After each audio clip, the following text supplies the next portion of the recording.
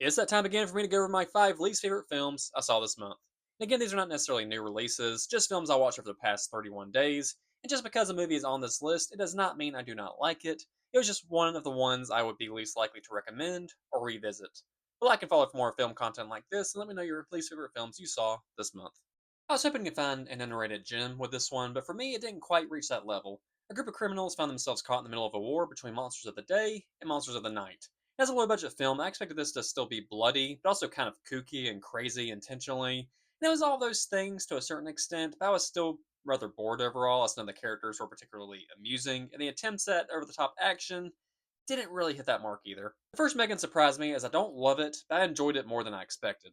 Now I was concerned about a sequel, but went in optimistic, and this was a fun time in the theater. It's more over the top and feels more like a sci fi action than a horror film, although it does still have those elements, but it ramps up the humor. And ultimately, it's a mixed bag of things that work and things that kind of don't.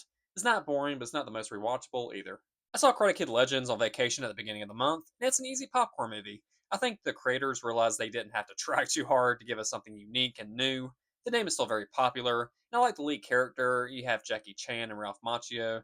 It's a quick, breezy time with a rather short finale, and it's not really a standout entry. Apartment complex is walled in with a mysterious brick-like substance with no word from the outside as to what is going on.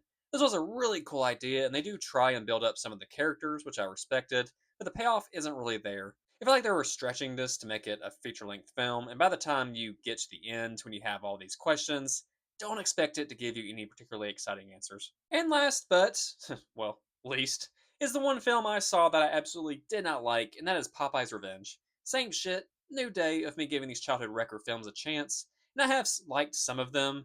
I would take this one over The Mousetrap or Goldilocks and the Three Bears, and this one does try and give you some bloody effects and some humor, but it rarely lands. The characters aren't funny, but rather unbearable. And the Popeye get up, this guy kind of looks the part okay, but I wish they did more with his mannerisms to help encapsulate that Popeye persona.